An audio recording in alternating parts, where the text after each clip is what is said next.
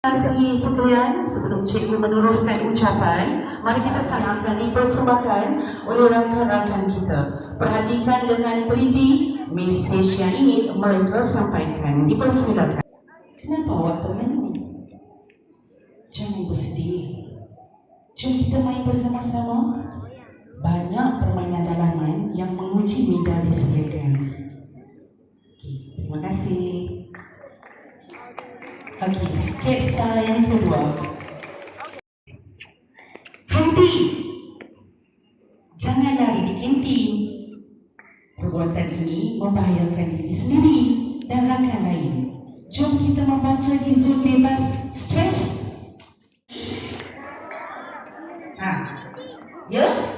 Okey, jangan berlari di kantin lagi. Adik-adik? Ya?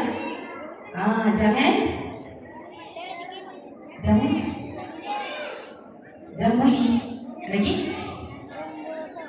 Okey, bagus.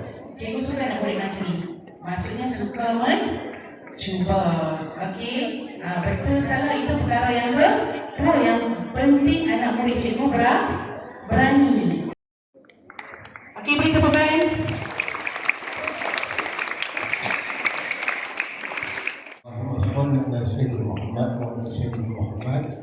Alhamdulillah, syukur kepada Allah Subhanahu Wa Taala. Dengan izin limpah rahmatnya, kita dapat berkumpul pada pagi ini khususnya untuk satu program bagi merasmikan program jalinan kasih 40 minda sihat, emosi terjaga, sekolah bebas buli. Baik, daripada sketsa dan ucapan dari cikgu kaunselor Syikir tadi, cikgu ada 3 soalan untuk kamu. Baik, cuba kita fikirkan, jika semua orang saling membantu, adakah masih murid yang sedih? Jika semua orang saling membantu di sekolah ini, adakah masih ada murid yang sedih? Okey, tidak. Maksudnya tidaklah kan. Semua orang paling membantu, saling membantu, tidak akan ada murid yang sedih. Soalan kedua cikgu, daripada sketsa tadi lah. Jika semua orang bercakap dengan sopan, adakah masih berlaku pergaduhan? Tidak, betul. Maksudnya jika semua orang bercakap dengan sopan, dah tentu tidak akan berlaku pergaduhan di sekolah ini. Baik, soalan ketiga. Jika semua orang saling menghormati, menghormati dalam seluruh warga SK Swipian ini, adakah sekolah kita akan menjadi tempat yang menyeronokkan? Jika semua orang saling menghormati, adakah sekolah kita akan menjadi sekolah yang menyeronokkan? Ya. Maksudnya semua orang hormat orang lain, sama rakan-rakan. Daripada bentuk itu fizikal atau lisan. Fizikal itu apa? Gaduh lah, memukul, menolak kawan, buat kawan lain dengan tangan, dengan kaki. Itu bentuk fizikal. Ataupun bentuk lisan. Tak adalah kamu akan buli kawan lain, mengata kawan-kawan lain, kata nama dia, kata perbuatan dia, kata bentuk fizikal dia. Takkan ada benda tu. Itu objektif ataupun matlamat ataupun tujuan program yang cuba diwujudkan ini. Ingatlah kamu bahawa orang yang kuat bukanlah orang yang suka membuli.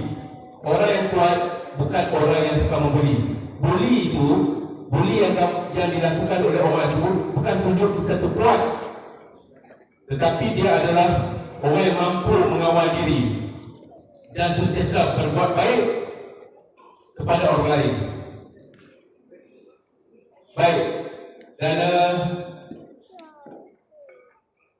cikgu nak semua orang ikut cikgu. Semua orang. Cikgu sebut, semua murid ikut lafaz apa yang cikgu sebutkan ini. Baik, saya berjanji akan menjaga diri, menghormati guru, menyayangi rakan, membantu mereka yang memerlukan, menolak segala bentuk buli, dan menjadikan sekolah saya tempat yang selamat, ceria, dan membanggakan. Okey, terima kasih. Syabas. Semoga janji kamu ini bukan sekadar di mulut, bukan sekadar di bibir, tetapi amalkan setiap hari di sekolah kebangsaan Sri Impian dan di mana sahaja kamu berada. Dengan ini, dengan lafaz Bismillahirrahmanirrahim, dengan sukacitanya saya merasmikan program Jalinan Kasih 40 Minda Sihat, Emosi Terjaga, Sekolah Bebas Buli. Sekian, terima kasih. Wabillahi taufiq wal hidayah. Assalamualaikum warahmatullahi wabarakatuh.